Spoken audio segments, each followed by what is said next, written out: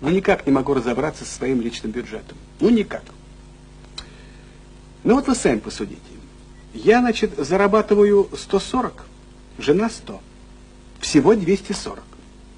Это как-никак, а 80 полулитровок. Московских. Ну, кажется, жить можно, да? Теперь считай. За квартиру платить надо? Надо. 3 пол-литра долой. За свет 2 пол-литра. За телефон 1. Вот оно и выходит, что на жизнь больше, чем 74 бутылки не остается. Теперь дальше. Мне проездной билет, жене проездной билет. 2 пол-литра долой.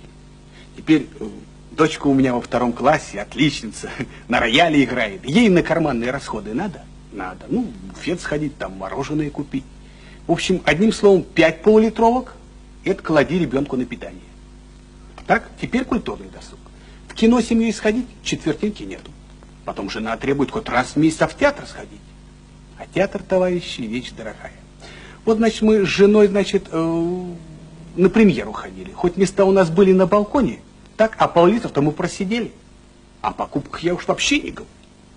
Галстук в горошек четвертинка, кашне в рябчик пол-литра. Вот оно и считай, значит, туда, значит, сюда, считай, прикидывай, а на жизнь больше, чем 30 полулитровок не остается. Ну что, бутылка в день? А у меня семья 3 человека. Значит, бутылка на 3.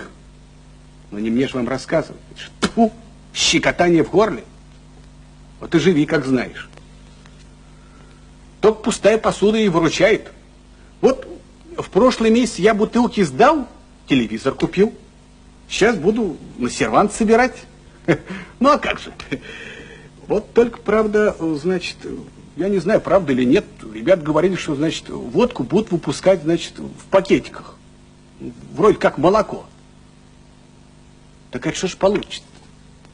Ну, вы сами посмотрите, что же это получится? Как же я тогда сведу свой личный бюджет? Как жить дальше?